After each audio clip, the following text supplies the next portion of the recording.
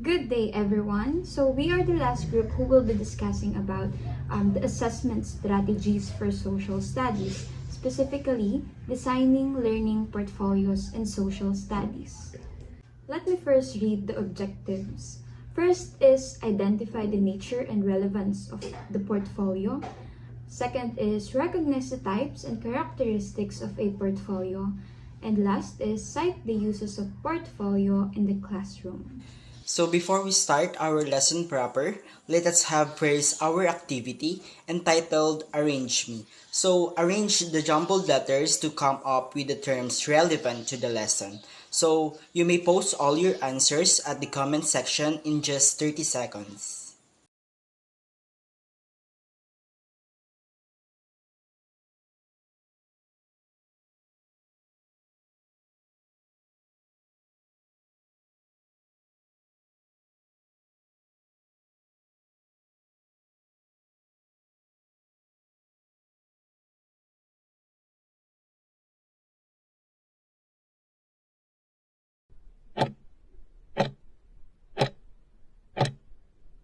So now we will present to you the three questions that is connected to the first part of the activity. So for each questions, you may pause the video first and then type your answer or write your answer at the comment section below. So first, a question is, what are the terms you have come up? Next is, what is the relevance of these terms in rating students' performance? And lastly, why do we assess and evaluate students' output? Thank you, Ms. Gia Yabut. So now let us proceed to portfolio. What is portfolio? It's a collection of artifacts that were gathered in a dynamic, purposeful, and ongoing process that determines the learner's progress. So, it is true that a portfolio is a group of things that have been put together over time, usually for school or work purposes. These artifacts can be a lot of different things like written tasks, projects, artworks, photos, reflections, and other things that show what you've learned or what you've accomplished. So, portfolios are useful for reflecting, showing off your skills, experiences. They are often used to track, evaluate a student's progress, growth, and accomplishments. So, let us now proceed to Mr. Prince Aquilus Walful to discuss what is portfolio creation. What is portfolio creation? Is Portfolio creation is a systematic, purposeful process of collecting learners' works to document their efforts, achievements, and progress toward the attainment of learning targets. Dito po is yung it involves systematically collecting and documenting works of learning in orders to track and showcase their efforts, achievements, and progress towards specific learning targets or goals. What is portfolio assessment? It's a collection of student works that are associated with standards you are required to learn. This collection of work is often gathered over a long period to reflect what you have been taught and what you have learned.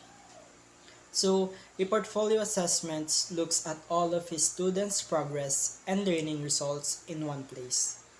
It involves the collection and analysis of a variety of student works and artifacts over a specified period. These works have been clear connections to the learning standards or goals that students are supposed to meet. Using examples of your projects, tasks, or other accomplishments is a good way to show off your skills and progress. Let us now proceed to Ms. Gia Yabut to discuss the types and characteristics of a portfolio. As discussed, a portfolio assessment is a collection of learners' work that represents competencies, exemplary work, or a learner's developmental progress. And additionally, each piece is an authentic or real representation of what is transpired inside the classroom. And it meant to determine the current level of knowledge and skills of a student. Also, a portfolio is an open-ended so that students can demonstrate their abilities on their own level and caters to the differential learning styles and expression of varying strengths. So next is we have different types of portfolio. The working portfolio, show portfolio, and progress portfolio. So, working portfolio, a collection of a student's day-to-day work that reflects his or her learning. So, it is stated here that it includes the day-to-day work of a student and it focuses on developing ideas and skills, so students should be allowed to make mistakes, freely comment on their work, and respond to teacher feedback. So, itong working portfolio, andito papasok yung mga activities ng isang student before, during, or after the discussion. Wherein, makikita dito kung talaga bang natuto yung isang estudyante, kung may learnings ba, and kung nai-apply niya ba yung learnings na yon. And kung na-achieve ba yung objectives ng lesson na yon. Pwede mga activities dito like essay, quizzes, artworks, and etc. Show portfolio is a collection of students' best work. So it displays the students' best work or their accomplishments, the work that makes them proud. It includes the students' best achievement or evidence of learning. So with show portfolio, students can be creative in highlighting their works. And syempre, ang mga estudyante or kung sino yung may-ari, siya yung may karapatan kung ano yung ipapublish or ilalagay dun sa show portfolio niya. So, itong show portfolio, pwede dito yung mga storybook, mga handmade or DIY projects, mga maps, wherein nasa-showcase yung talents nila or skills nila dito sa show portfolio. And yung mga teacher, they can see in which areas or specific areas nag-e-excel yung isang student para mas ma-help niya pa na i-develop pa or yung mga areas na hindi siya gaanong nag-excel is matulungan niya or ma-improve pa nila. Next is a progress portfolio. It contains multiple examples of students' same type of work done over time. A process portfolio is not always a collection of students' best work, katulad ng show portfolio. It includes a variety of learning attempts or unpolished documentation, along with reflection or on struggles and challenges of a student. So, dito na-emphasize yung progress and development ng isang student in such activities. Let's say, for example, the research papers. So, syempre, hindi naman agad-agad is perfect yung research paper ng isang bata, di ba? So, from unti-unti niyang gagawin yon. So, syempre, magkakaroon ng revision and then hanggang sa ma-finalize na. So, doon napapakita na may progress and naipapakita yung process ng paggawa ng research paper. And ang progress portfolio, it allows students to track their academic progress and personal development over time na makakatulong sa kanila para ma-identify nila na dito pala sila nagkukulang or dito pala sila mahina para dun sila sa area na yun mag-i-improve. And it can also showcase the development of a specific skills and competencies over time. So now we are done on about the other types of portfolios. Now we proceed to some essential characteristics of a portfolio. So, first is, a portfolio is a form of assessment that students do together with their teachers. So, the teachers guide the students in the planning, execution, and evaluation of the contents of the portfolio. So, syempre, ang teacher, siya yung magbibigay ng standards, siya yung magbibigay ng rubrics, siya yung magbibigay ng objectives, wherein para alam ng mga students kung ano yung i-include nila sa portfolio nila. And together, they formulate the overall objectives for consulting the portfolio. As such, students and teachers interact in every step of the process in developing a portfolio. So, kailangan hindi nawawala yung interaction or yung pag-uusap ng estudyante at teacher. Dahil dito, magkakaroon ang estudyante ng successful or magandang portfolio. Next is, a portfolio represents a selection of what the students believe is best. Di ba kasama yan sa show portfolio? So, included from among the possible collection of things related to the concept being studied. So, it is the teacher's responsibility to assist students in actual choosing from among possible set of choices. So, di ba nga, as mentioned kanina, na ang teacher is a guidance yan sa paggawa ng mga students ng kanilang portfolio. Kung ang teacher, tutulong siya sa kung ano man yung mga pwedeng ilagay sa portfolio. However, the final selection should be done by the students themselves, since the portfolio represents what the students believe are important considerations. Diba? As mentioned din po kanina, na ang mga estudyante ang mamimili on what to publish or ilagay dun sa portfolio nila. Number 3 is, a portfolio provides samples of the student's work which shows growth over time. And na-discuss po natin kanina yung progress portfolio. So, by reflecting on their learning, ang portfolio ay ire-require ang mga students to have self-reflection or evaluation at the end regarding sa nabuo or nagawa na portfolio nila. So with that, students begin to identify the strengths and weaknesses in their work, wherein makakapag-adjust sila and alam nila kung saan sila dapat mag-develop or mag-improve pa. So these weaknesses then become improvement goals because it shows where they excel and lack of excel. So last is, the criteria for selecting and assessing the portfolio contents must be clear to the teachers and to the students. At the outset of the process, if the criteria are not clear at the beginning, then there's a tendency to include among unessential components in the portfolio and to include those that happen to be available at the time. So as discussed po kanina, dapat bago gumawa ang mga estudyante ng kanilang portfolio, dapat clear sa kanila yung rubrics, yung standards, yung criteria, para alam nila kung ano yung mga important na kailangan nilang i-include sa kanilang portfolio. So, the portfolio is prepared at each step of the process. The students need to refer to the agreed set of criteria for the construction and development of the portfolio. So, let us now proceed to some importance of portfolio assessment. First is, it emphasizes both content and performance or holistic learning. Portfolio is not merely a collection of products, but also the lessons that the learners gain in the process of making the portfolio. So, di ba dito, sa portfolio, makikita natin on what is transpired inside the classroom sa mga estudyante. So, kung ano yung mga nag-gain nilang knowledge, kung nai-apply ba nila, and kung naging effective ba yung learning na nangyari or pagtuturo na nangyari. So, it is a product of a classroom discussion. Next is, it connects children's product with specific national standards.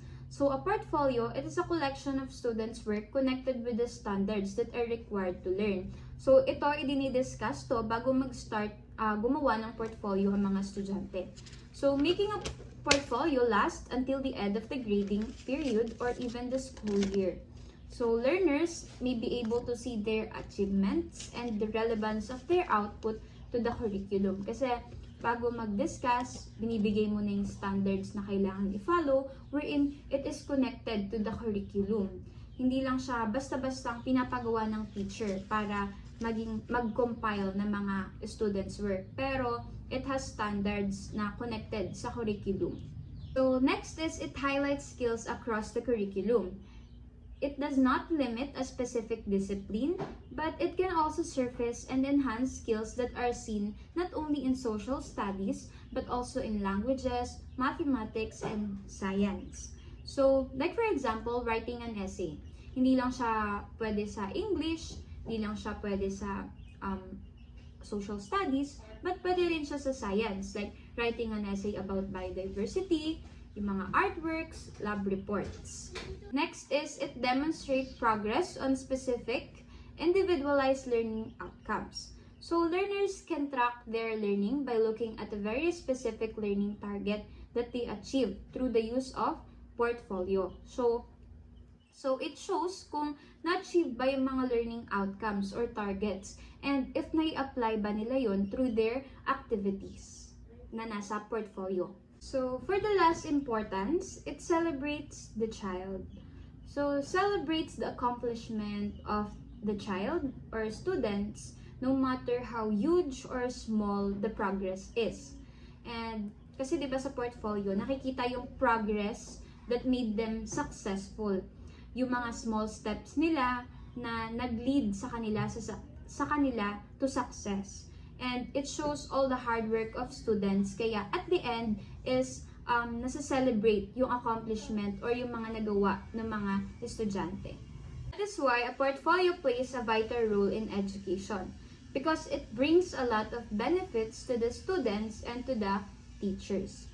And to continue the discussion, we have Mr. Prince Walful. Thank you, Ma'am Gia. Ngayon naman po ako si Prince Angelos D. Valpol. Ang topic po natin ngayon is types of portfolio assessment. Types of portfolio. Growth. Purpose. To show progress toward one or more learning goals. Yung purpose naman po ng growth is absolutely period creation and organizing various example of work demonstrate progress toward one or more learning goals. Artifacts to collect. Artifacts from before, during, and after learning. Yung artifacts naman po, before learning are the materials or resources that learners engage with prior to starting a new learner's experience. Next po na types of portfolio is project. Project, purpose naman po. Purpose to document the trajectory of a project. Yung purpose naman po ng second is one of purpose of a portfolio is document and showcase and trajectory of a project of learning experience. So artifacts all drops work during the creation of the product performance. Dito naman po sa artifacts that demonstrate the different step, iteration, and division undertaken throughout the project learning can be provide a detailed narrative of their learning to journey. Next po na types of portfolio is achievements. Achievements. Purpose to demonstrate the current level of achievements over a collection of learning targets. Yung purpose naman po is achievement portfolios typically include evidence of completed assignments, projects, or assessment that highlight the individual skills and knowledge. Sa artifacts naman po, artifacts comprising a representative sample of achievements. Dito po sa artifacts, the artifact should be cover range skills or knowledge areas that relevant to achievement being assessed. Ang next naman po na types of portfolio is competence. Purpose. This to provide evidence of having attained competence in or more areas. Yung purpose naman po ng competence, that this evidence can be the form to certification, degrees, license, or any other recognized credentials. Artifacts representing the highest level of achievements. Dito po yung artifacts to collect. Artifacts professional portfolios are commonly used by individuals in the workforce to showcase their professional achievements and skills. The last of types of portfolio po is celebration. Purpose. To showcase the best of work of what the learner is most proud of. Yung purpose naman po nito, unlike the assessment portfolio, the showcase portfolio allows the student to select their most outstanding work demonstrating their highest level of learning and achievements. Artifacts to collect. Learners' choice based on the quality of work or preference. Yun lang po, thank you po. Next po is let us how to proceed to Mr. Nash Zarate to discuss the next topic. Thank you, Mr. Prince Aguilas Walful. So now let us proceed to the steps in developing portfolio assessment. First, identify the overall purpose and focus. You have to start with the end in mind as a teacher. This concept tells you that you need to know what the end goal of every activity you do in the classroom is. Make it clear what the goal of the portfolio review is. Figure out what you want to evaluate, whether it's how well students are learning or how well teachers are growing. Regarding the portfolio, you need to know what kind of review is being done on the portfolio. Process-based or product-based. When teachers use the process-based, they focus more on how the required parts are put together and finished. Second, identify the physical structure. Teachers can now choose the technical part once they know the goal. Here, all they have to do is figure out the best way to show off their portfolio, choose how the portfolio will be put together. Is it going to be digital or physical? How will the items be put together and shown? And think about the best way to present the materials you've gathered. Either a standard portfolio, which is something you can hold in your hands, or an electronic portfolio, which can come on a CD or a USB flash drive, can be used by teachers. Teachers can also use both papers and digital files at the same time, keeping this in mind. So, no matter what method teachers use, they should make sure students fully understand the lesson. Third, determine the sources of content. A collection of materials is more than just a bunch of different sources. A good portfolio should have a clear theme that both the students and the teachers must stick to. Most of the time, this depends on the type of availability. Figure out what kinds of things or sources of information will be in the portfolio. This should align with the assessment's purpose and the specific learning objectives you want to evaluate. For instance, if the portfolio is for a history class, research papers, original source documents, and presentation about a certain event in history could be used as sources. For example, the effects of World War II on the society could be the theme, and all the items should fit with this theme. Determine the student reflection guideline. So before you give the portfolio assessment, make sure that the students understand how it works, what it looks like, why it's important, and how it will be graded. Giving students knowledge in these areas will help them decide what they want to focus on and what they should not. Include something that reflects. People should be asked to write a comment on each artifact that explains how they thought about it, what they learned, and how they met the criteria or the learning goals. Troubles are inevitable. In the long run, in this situation, teachers must support students as facilitators to help them meet expectations. Identify the scoring rubric, then evaluate. Portfolio assessment works when teachers alter grading rubrics to match learning targets. Standardized scoring rubrics used by teachers raise questions about their reliability and validity. The portfolio rubric should clearly identify artifact, reflection, quality, standards, transparent, measurable, and match criteria should support learning objectives. 6. Communicate the results of portfolio evaluation. The last steps in the evaluation process is to make the results public after the portfolio has been fairly evaluated. The portfolio assessment results can be used to lead decisions, change how lessons are taught, and give students feedback. Not only stress the scores but also explain why they were given. Give them helpful feedback that points out what's good about their work and what could be done better. And lastly, tell the students to look over the comments and think about their work.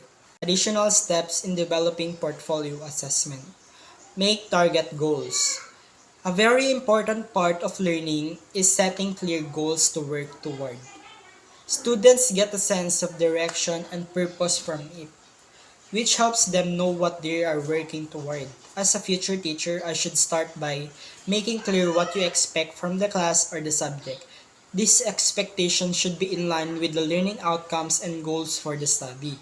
It is important that your goals are clear, measurable, and specific.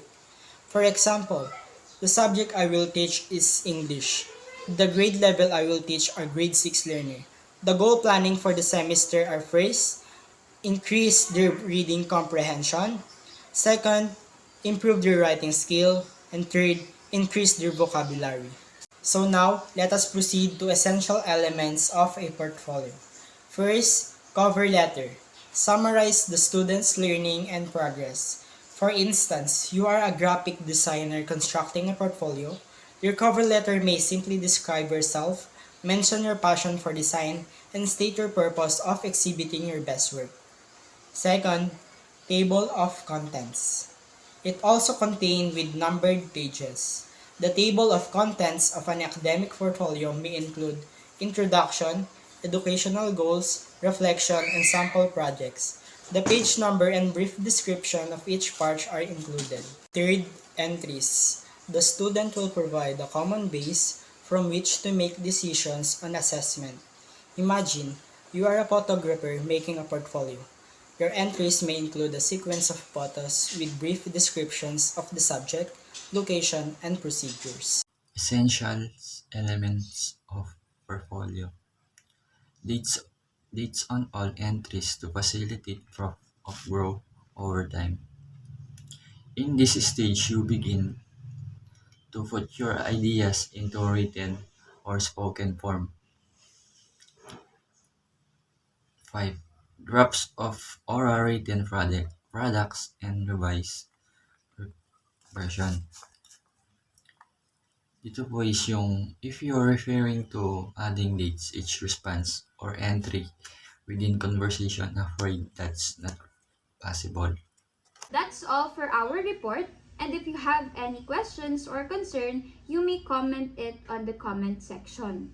But before we end this video, we will leave you a question for you to answer in the comment section. The question is, what professional development and support might educators need to effectively implement learning portfolio in social studies? That's all. Thank you and God bless.